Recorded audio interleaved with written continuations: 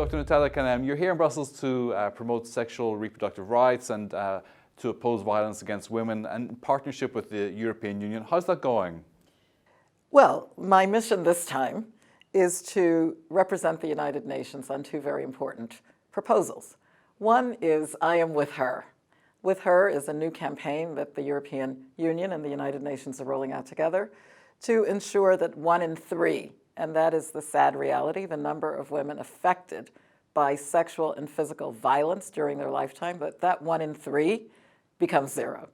I'm also here for meetings with parliamentarians on what I think is going to be very exciting. There's a new gender strategy that's rolling out, and the issue of sexual and reproductive health for women and girls and boys' involvement. This is something very much on my mind this time. Is this a follow-on from the Nairobi agenda, from the summit outcomes? Absolutely, because 25 years ago, last year, was a celebration of the fact that in Cairo, women's rights over our bodily autonomy had been affirmed. This year, of course, is the year for Beijing, 25 years later, to say that women's issues matter. They're really at the center of development. So I believe that for a girl, for an adolescent who is coming up in this era, these are matters of the moment. And if we're talking about ending gender-based violence, it's because we want full equality.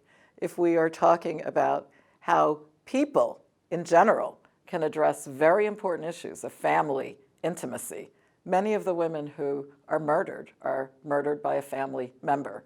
How do we speak out? How do we break these taboos? That's the problem though, isn't it? Because in Western Europe, a lot of these elements to do with reproductive rights are taken for granted, but Europe is just part of a global picture which is very dark when you look at the statistics from United Nations, the level of child marriage, child pregnancy as well. What can Europe really do to change this agenda? Is it just a matter of more money? Europe is actually taking the lead on many of these issues, which do sit very close to home. You might be surprised to know that female genital mutilation affects 500,000 women in Europe.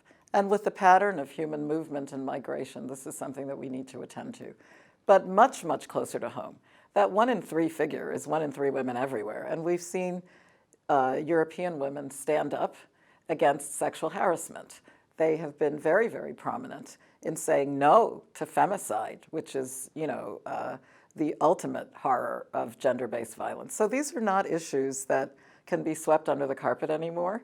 I think the alliances and the new partnerships, the interest, for example, in workplaces to making sure that women are not discriminated against, that they can rise up the ladder. This is something where Europe and the agenda of policy is very, very important. Well, what's changing that policy? Because most people would have agreed with all those propositions that you've made for the last 20 years. We see some progress, but it's not going anywhere in a hurry. So what dynamic needs to change? This is a very, very important point that you're making, and I will say that in the decade of action on the Sustainable Development Goals, the time for talk is past. And what I want to see is action. UNFPA is committed to working in coalitions that are going to develop acceleration of a very good agenda that we may have gone to sleep a little bit on, but there is no reason, for example, for a woman to die from a preventable cause in childbirth. That's going to happen 800 times today and more. And the interest of young people in this agenda, they see it as linked to climate, for example. They understand that we are living in a networked world. And at this moment, I think it's very important to affirm the rights agenda. Women have equal rights, so allow us to express that. Well, women have equal rights on paper. You work in a political environment. You're meeting with politicians here in Brussels. Do men pay lip service to this agenda? Clearly there's some examples where men are very engaged in this, but as a general population, the political male in Europe, in America, in the United Nations establishment as well, do they really get it? Look, I work for an organization that has one of the top feminists in the world. The Secretary General of the United Nations, Antonio Guterres, describes himself as such. And he says, and I agree with him wholly, that representation matters. So one of the things that we're doing is making sure that girls and women understand that not only do you have a seat at the table, not only do you have a voice, We need to listen to your voice and to put you in leadership positions. The UN, for example, today, at the leadership level, is 50-50 on gender parity, which is the type of acceleration that I'm talking about.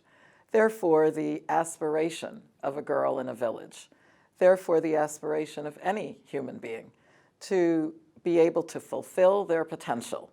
That's what the sexual and reproductive rights agenda is about. Because if you are a teenager with a baby today, how are you going to fulfill your potential, much less the potential of the coming generation? When we talk about development, we're actually talking about human beings being able to live, hopefully in peace and harmony, and to develop to the best of their ability, and women should be at the forefront of that list. That's underpinned by Exactly. education. So do you think education is the cornerstone of this agenda in terms of progress? All right, you know, I'm a doctor who champions education. Education is fundamental. That's how we're going to make a difference, and education for all. The type of education can be contested.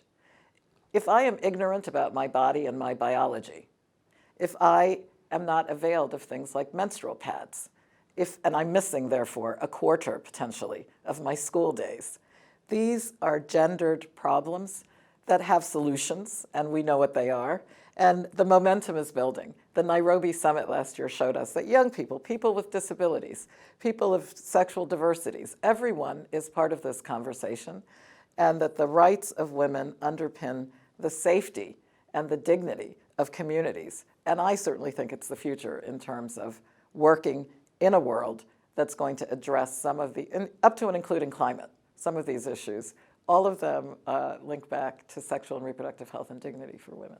Dr. Natalia Kanem, thank you. Thank you so much. Delighted.